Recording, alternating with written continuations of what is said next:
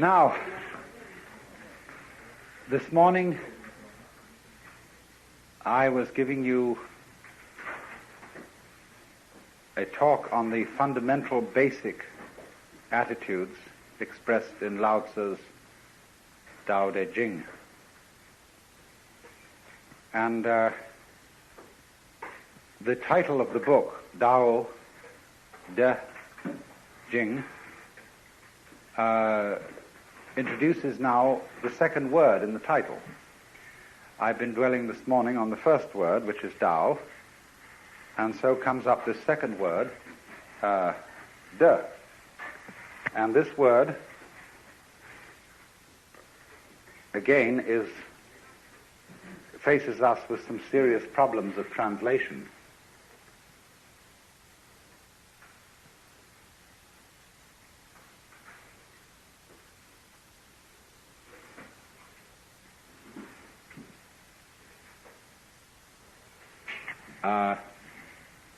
Ordinarily translated virtue,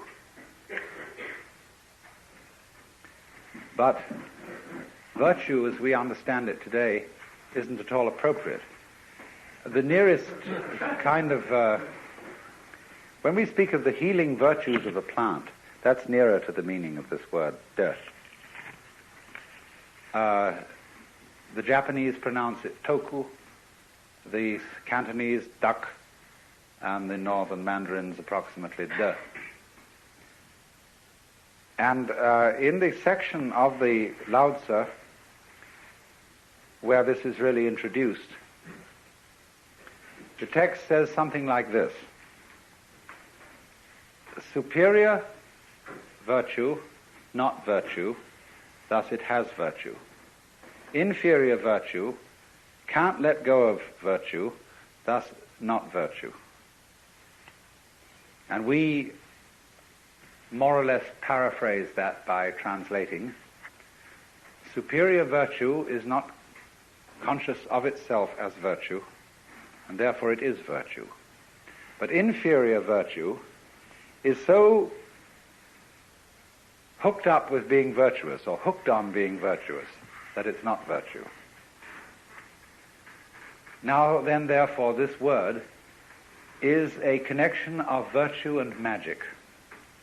It means the excellence of things, in the sense that a tree excels at being a tree, and nobody really knows how it does it. There is no way of imitating a tree, except the only thing is to be one. And so in the same way, when a human being shows extraordinary skill at something, it seems that it comes natural to him. It seems that he doesn't achieve it by any kind of artificiality. If there is some discipline in it, it's concealed. So, excelling in something naturally, and yet it's something that is so difficult to understand that it seems that it has been done by magic, is the meaning of this word. So what de is the state of affairs, a way of talking about particularly a human being who has learned to live in harmony with the Tao. Now, of course, everything is fundamentally in harmony with the Tao. In the book called the Zhongyong, or the Unwobbling Pivot, it is said, the Tao is that from which nothing can depart.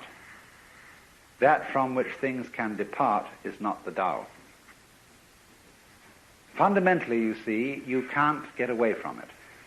It's like a situation in which we are all floating in a tremendous river.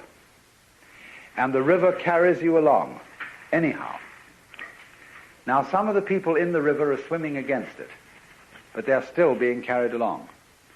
Others have learned that the art of the thing is to swim with it. And they're carried along too. But they know it, you see. They know they're carried along, whereas the people who are swimming against it think they're going in the opposite direction. But they're not really.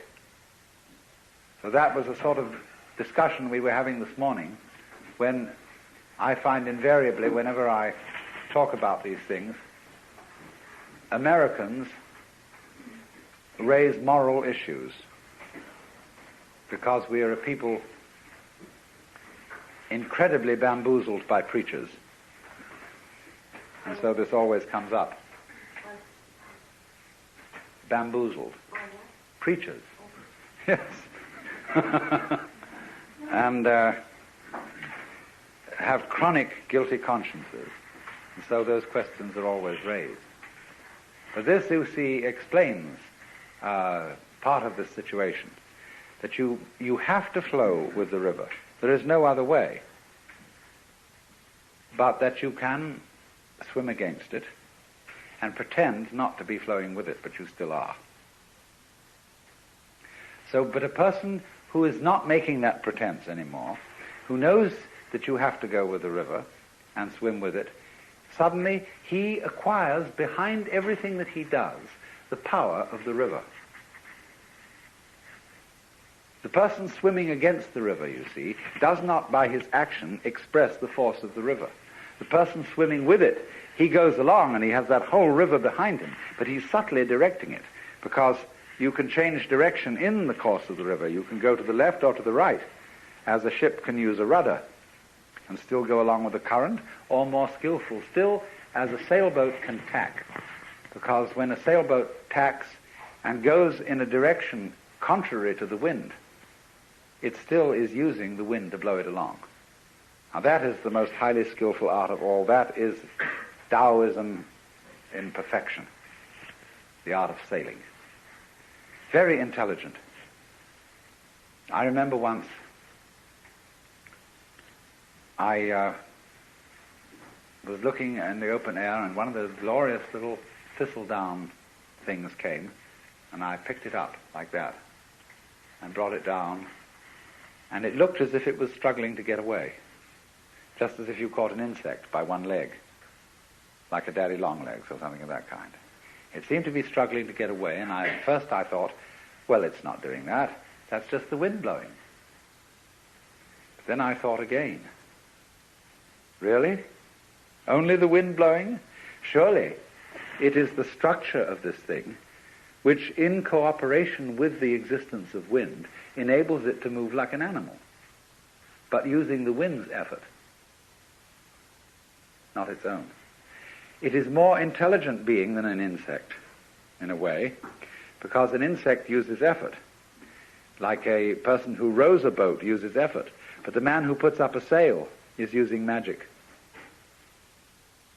He lets nature do it for him with the intelligence to use a sail, you see?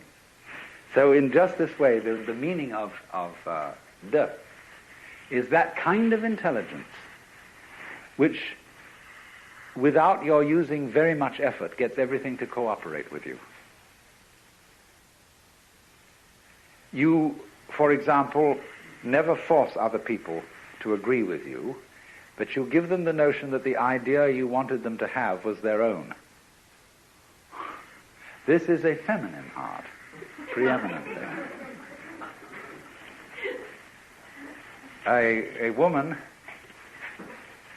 who really wants a lover does not pursue him, because then most men feel that she's aggressive. And if she's aggressive, she obviously is a woman who has had difficulty in finding lovers, and therefore there must be some undesirably secret thing about her. But if she, as it were, makes a void, then, and is slightly difficult to get, then people get excited. They know she's a highly prized object, and so they pursue. Same way, when you want to teach a baby to swim, a thing you can do is to put the baby in the water and then move backwards in the water and create a vacuum. And this pulls the baby along. It helps it to learn the feel of the water and how to swim. It's the same principle. So, also, clever difficult to getness is one of the very best means of acquiring immense publicity. Take the case of T.E. Lawrence, who published The Seven Pillars of Wisdom in a limited edition. And this became an extraordinarily celebrated book. Cost hundreds of dollars a copy to find one, on the market. And they waited and waited and built this up and built this up and built this up, and finally they published the general edition. And it was a knockout, because the first one had been sort of secret and difficult to find. If you have patience, you see, you can always do this. So the whole art of the ruler, you see, the Tao Te Ching is a book written for several purposes. You may take it as a guide to mystical understanding of the universe. You may take it as a dissertation on the principles of nature, almost a naturalistic, a handbook of natural law, we would say. Or you may also take it as a political book, a book of wisdom for governors. And the principle which it advocates, basically, is the virtue of governing by not ruling. Look at it in this way. Supposing the President of the United States were as unknown to you by name as the local sanitary inspector, the man who looks after the drains and the sewage disposal and all that kind of thing. This is not a glamorous figure, you see. But for that very reason, he probably does his job more efficiently than the President, because the President wastes enormous amount of time in interviewing various groups from the Elks and the Girl Scouts and conferring honors and all this kind of thing. The poor man's life must be an utter torment, because he's so well known and therefore has absolutely no time to give to the government of the country.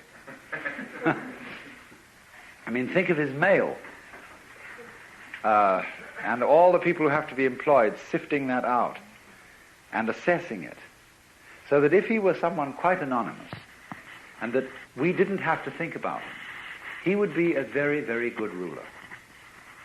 In just the same way, for example, you don't have to attend, unless you're sick, to the government of your own body. It happens automatically.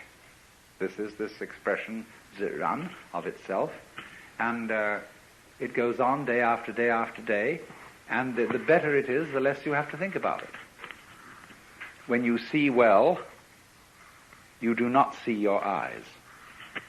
If there is something wrong with your eyes, you start seeing spots, and those spots are spots in your eyes. When you hear well, you'd never hear your ears. But when they start singing, then you're starting to hear your ears, and your ears are getting in the way of their own hearing. So on the deepest level, a person as a whole can get in the way of his own existence by becoming too aware of himself. And then he lacks this quality, de. Now, the Taoists then propose that there be something to help people get back to Tao and to be able to be in a state of de, so that they wouldn't get in their own way. And this is connected with the idea of being empty. Emptiness, being somehow vacant, was the secret of the thing. The highest kind of knowledge is not know-how, but know-how, N-O-H-O-W. To be able to do it know-how, without any method. To achieve this, something is practiced which is called fasting the heart. The heart, in Chinese, is a word which doesn't mean heart in the physiological sense. You see, it's part of the De character. Shin. It's usually located about here. And it means heart-mind. It's equivalently translated as mind. And in all the Zen texts where the word mind is used, no mind, mushin, it is this character. The psychic center. Now, the best kind of heart is absence of heart. In English, the word heartless has a very bad connotation, as does the word mindless. A heartless person is an inconsiderate, unfeeling person. A mindless person is an idiot. But a person who has mushin, or no mind, or no heart in Chinese, is a very high order of person. It means that his psychic center doesn't get in its own way. It operates as if it wasn't there. Zhuangzi says that the highest form of man uses his shin like a mirror. It grasps nothing. It refuses nothing. It receives but does not keep. And the poem says when the geese fly over the water, and they are reflected in the water, that the geese do not intend to cast their reflection, and the water has no mind to retain their image.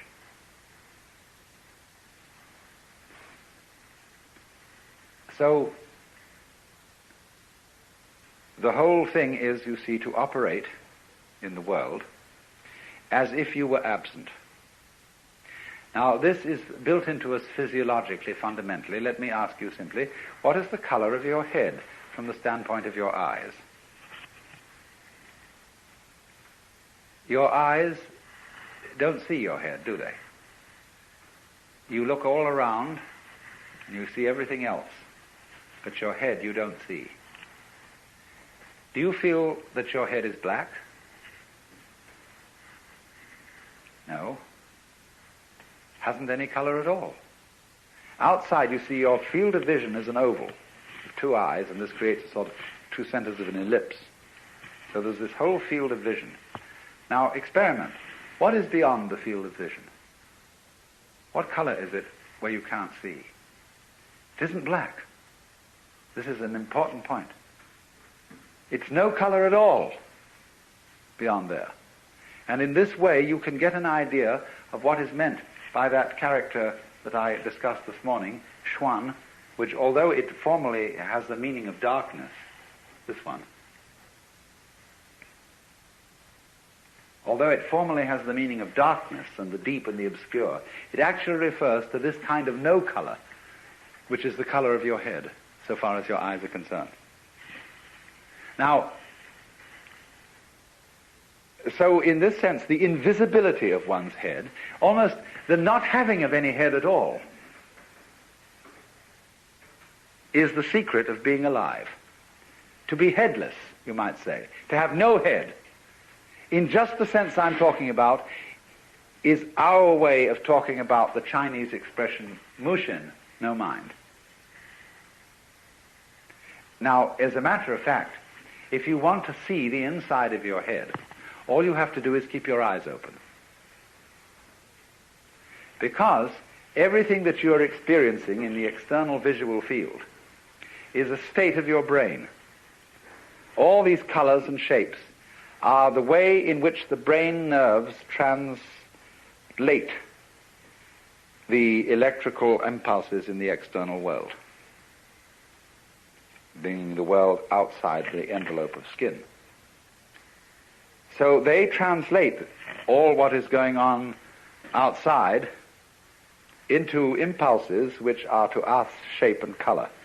But shape and color are states of the nerves, so what you see when your eyes are open is how it feels inside your head. You think your head is a blank. But actually, it's being a blank. You don't see your brain as an external, undulating, corrugated structure. You see your brain as everything outside. So in this way, the emptiness of one's head is the condition of seeing. The transparency of the eye lens is the condition of seeing colors. It has no color itself. Eckhart said this: because my eye has no color, it is able to discern color. This is in Germany in the 13th century. This is fundamental Taoist idea of being absent as the condition of being present. Being not there. So, Zhuangzi says, when your belt is comfortable, you don't feel it. When your shoes are comfortable, it is as if you weren't wearing any. Likewise, your clothes, you see. The more you are aware of these things, the less properly they are made, or the less properly they fit.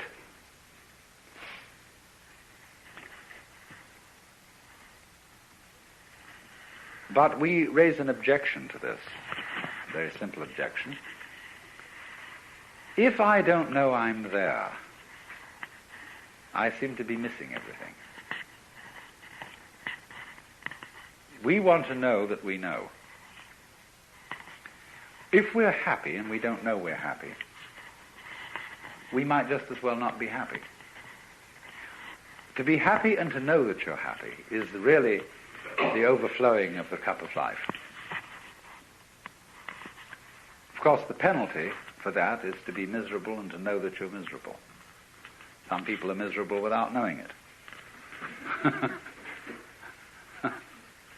But, you know my limerick, there was a young man who said, though it seems that I know, what I would like to see is the eye that knows me when I know that I know that I know. And this is the great human predicament. The development of self-consciousness, the development of the possibility of reflecting upon one's own knowledge. And this is simultaneously a blessing and a curse.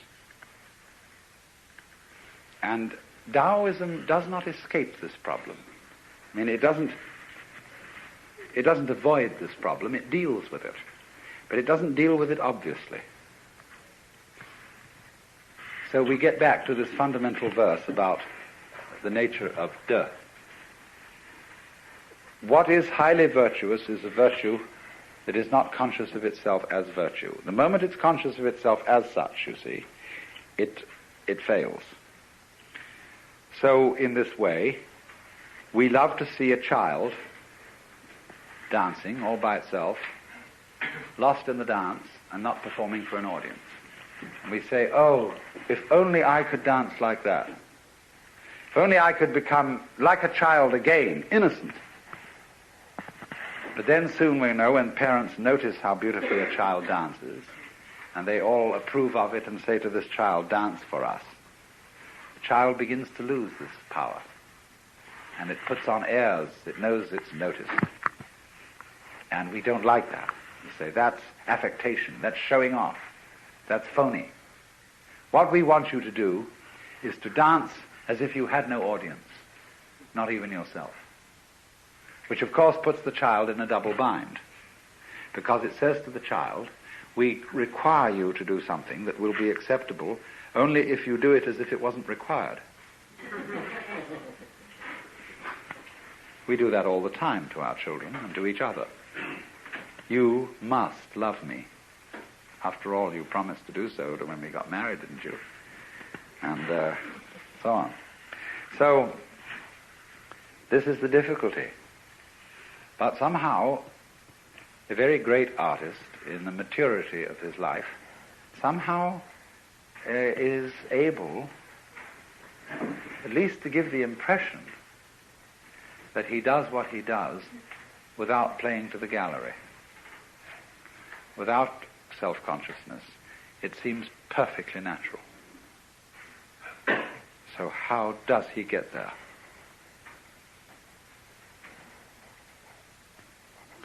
There was a Taoist sage, later than Lao Tzu.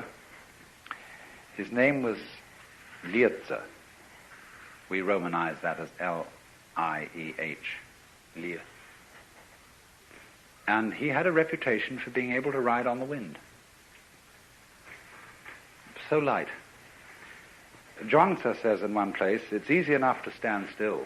The difficulty is to walk without touching the ground.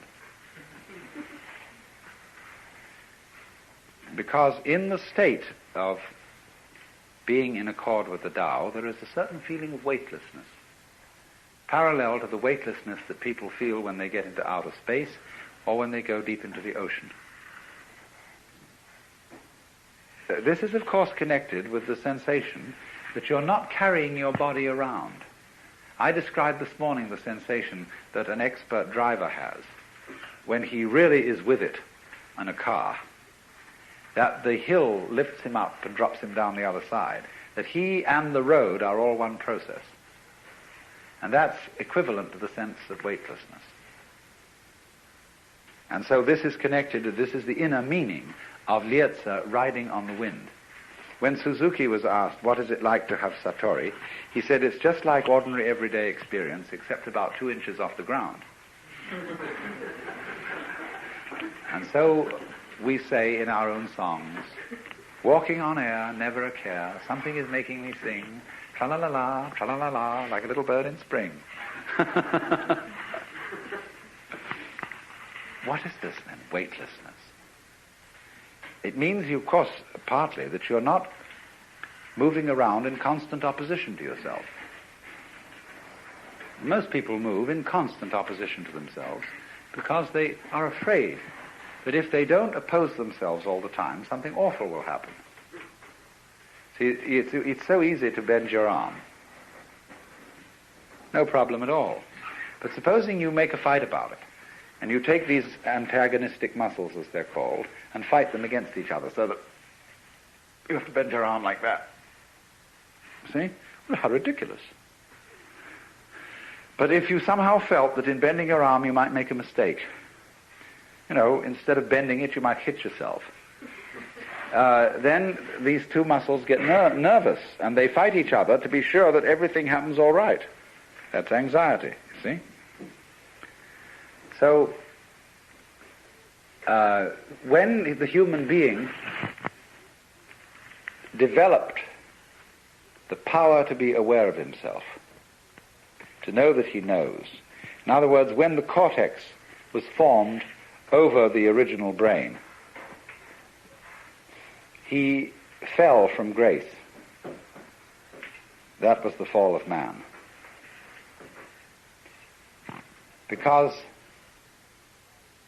when he felt, he had the sensation of being in charge, of being in control of himself, and you can only have that sensation when you are aware of what you're doing, he got anxious. Am I aware enough of myself? Have I taken enough factors into consideration? Have I done all that should be done? And then he started trembling.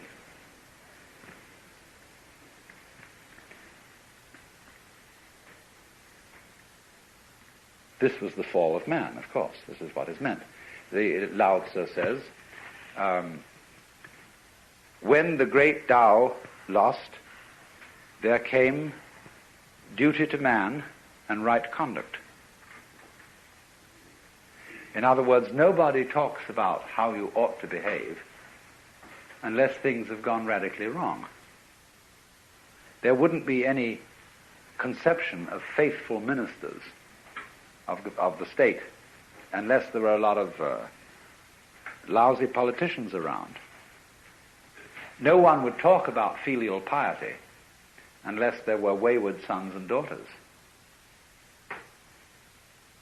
So there is constantly in the tradition of Taoism the idea that all moral preaching is confusion. There's a marvelous case of this in the Zhuangzi book, where there's an alleged conversation between Confucius and Lao Tzu, in which Lao Tzu asks Confucius to explain to him what is charity and duty to one's neighbor. And Confucius gives him a little sermon, on being, giving up one's self-interest and working for others.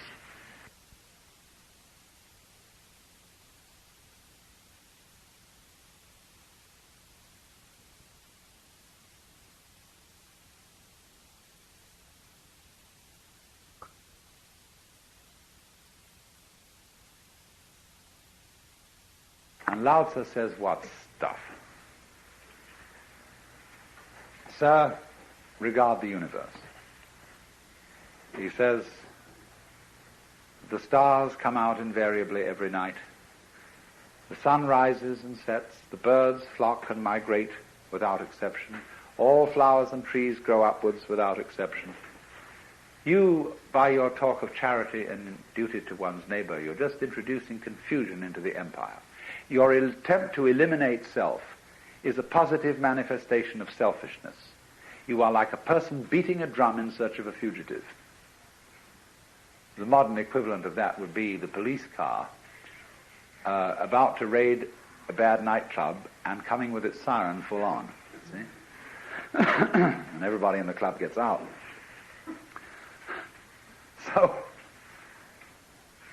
all talk about selfishness, all talk about success in becoming virtuous, or enlightened, or integrated, or non-neurotic, or self-actualized. Let's use all the terms that are being used.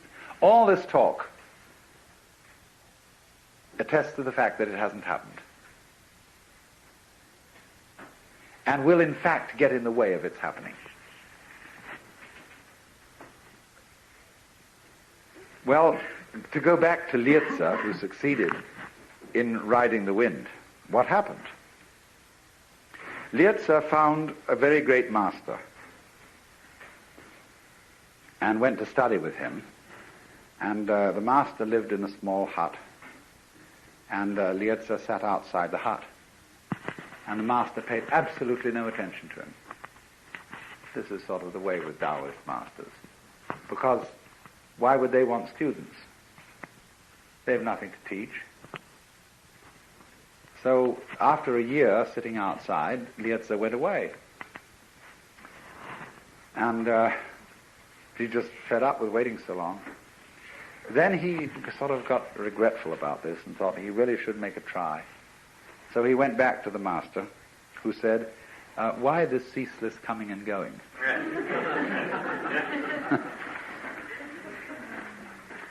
So he sat there and tried to control his mind in such a way that he would not think of the differences between gain and loss. In other words, try to live in such a way that nothing is either an advantage or a disadvantage. Once upon a time, there was a Chinese farmer whose horse ran away. And all the neighbors came around to commiserate that evening. So sorry to hear your horse has run away. That's too bad. And he said, maybe. The next day the horse came back, bringing 7 wild horses with it. And everybody came around in the evening and said, oh, isn't that lucky? What a great turn of events. You've now got 8 horses. And he said, maybe. The next day his son tried to break one of these horses and ride it, and was thrown and broke his leg. And they all said, oh dear, that's too bad. And he said, maybe. The following day, the conscription officers came around to recruit, to force people into the army, and they rejected his son because he had a broken leg. And all the people came around and said, isn't that great? And he said, maybe. You see, that is the attitude of not thinking of things in terms of gain or loss, advantage or disadvantage, because you don't really know. The fact that you might get a letter from a solicitor, from a law office tomorrow, saying that some distant relative of yours had left you $1 million. It might be something you would feel very, very happy about. But the disasters that it could lead to are unbelievable. Internal revenue. To mention only one possibility. You never really know whether something is fortune or misfortune. We only know the momentary changes and as it alters our sense of hope about things. The Taoist is wise enough eventually, you see, to understand that there isn't any fixed good or bad. And so his point of view is what is called non-choosing. Well, anyway, Liezi attempted to keep his mind in a state of non-choosing. And this was a very difficult thing to do, to overcome one's habits of feeling and thinking in this respect. And after he had practiced this for a year, the master looked at him and, sort of recognized he was there. After another year's practice, he invited him to come and sit inside his hut. And then, however, something changed. And Liezi didn't try any more to control his mind. What he did was, he put it in this way. I let my ears hear whatever they wanted to hear. I let my eyes see whatever they wanted to see. I let my feet move wherever they wanted to go. And I let my mind think of whatever it wanted to think. And then he said it was a very strange sensation because all my bodily existence seemed to melt and become transparent and to have no weight. And I didn't know whether I was walking on the wind or the wind was walking on me. Now that's the fasting of the heart.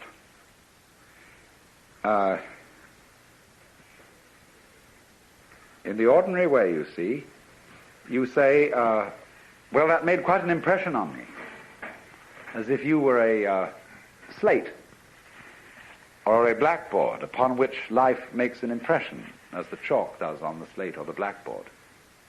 And so we say, well, here are these events, and I'm the observer of all these events, and I remember them, and they make an impression on me. But in the psychology of Taoism, there is no difference between you as observer and whatever it is that you observe.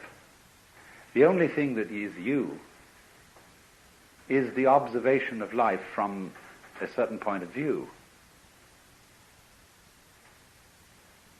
I said a little while ago, you think your heads are empty and blank, but the actual inside of your head is felt in terms of everything you see on the outside.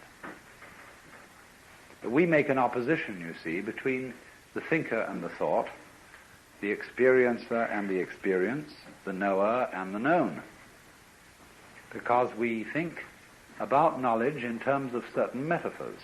The metaphor of the stylus on the writing sheet, the reflection on the mirror, all those sort of images come into our idea of knowledge.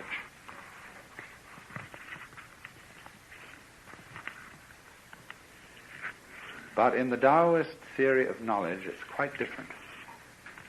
There isn't a knower facing the known. It would be more like saying that if there is any knower at all, it contains the known. Your mind, if you have one, is not in your head. Your head is in your mind. Because your mind, understood from the standpoint of vision, is space.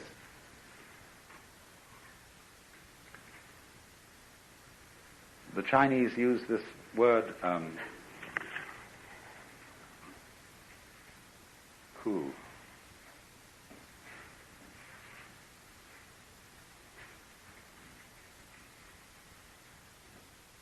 which means sky, space, and sometimes emptiness.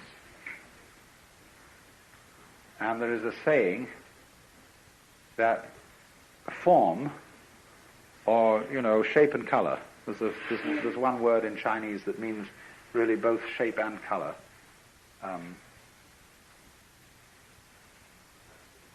And this are said to be identical. Space or emptiness is precisely shape-color, and shape-color is precisely emptiness. This is actually a Buddhist saying from the Tridaya Sutra.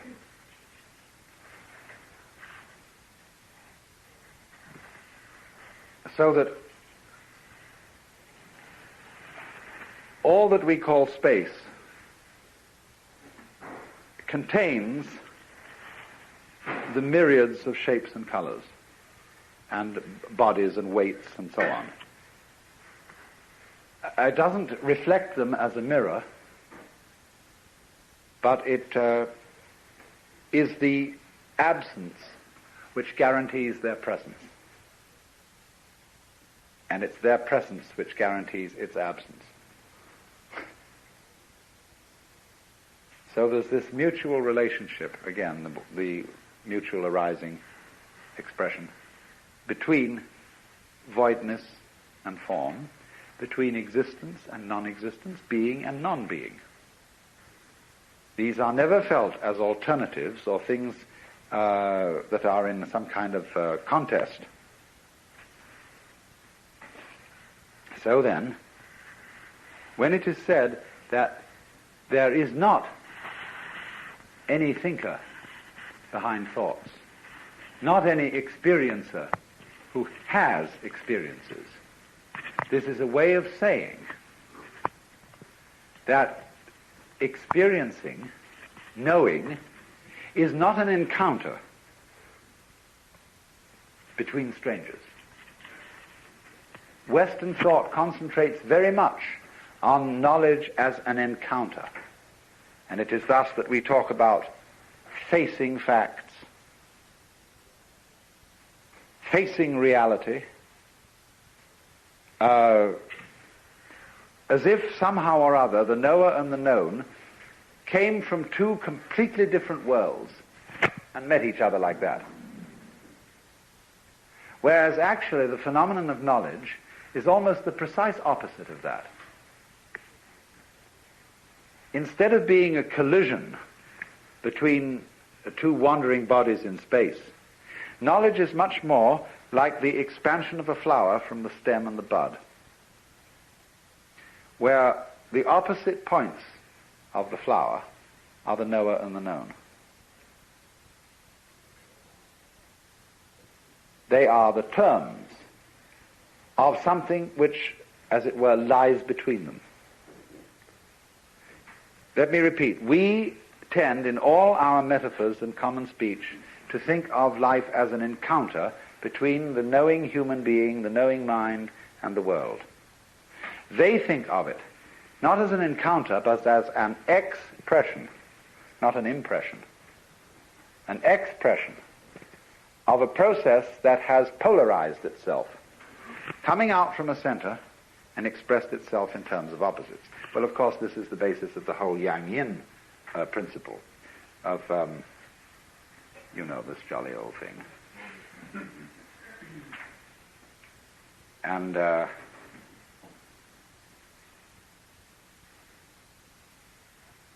where you've got two interlocked, what are they, fishes? Commas? It's a fascinating emblem.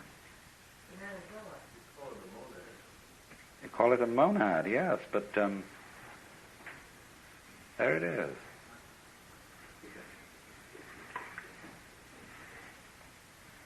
This is a helix, essentially, this grip.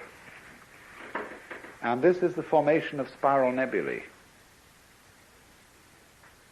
And it's the position of sexual intercourse.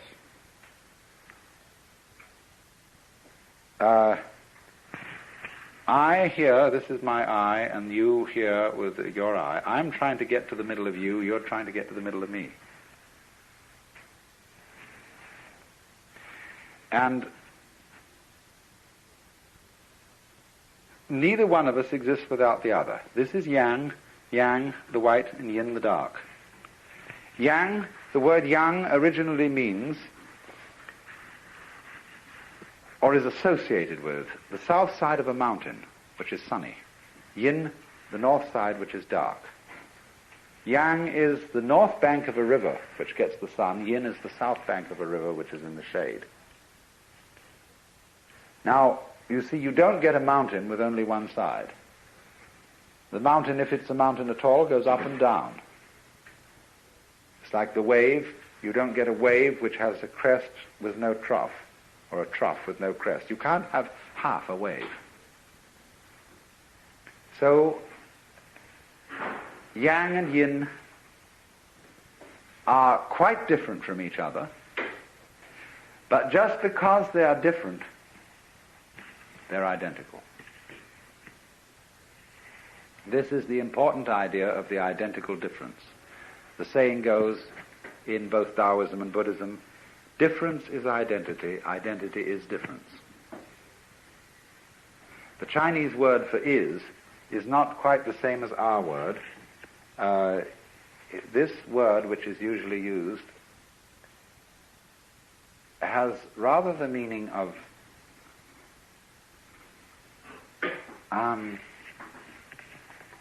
that.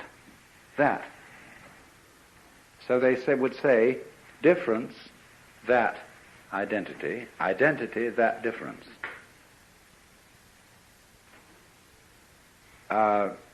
And so this doesn't mean quite is exactly the same as. It means rather is in relation to, or goes with, necessarily involves. Difference necessarily involves identity. Identity necessarily involves difference. So yang and yin. There is no yang without yin, no yin without yang. When I was first studying these things, I was terribly bothered by how on earth I was going to see this multiple, differentiated world as a unity. What was going to happen? What would it be like to see that all things are one? The sages keep saying all things are one. And they all look to me so different. Because here was all this chit going on around one, and it was doing it in different ways, and all these people came on in different ways, and they had all their houses and all their cars and all their this and that, and the whole world looked full of the most bony, prickly differences. And I thought, well, what's supposed to happen? Is there supposed to be a kind of, as if your eyesight got blurred, and all these things suddenly went blah and flow together? What is it? What is this experience of nirvana, of liberation, etc., supposed to be? Because so many of these, especially Hindu sages, write about it as if it was just this kind of dissolution of everything, so that it all become like slug with a salt on it. Well, it took me a long time.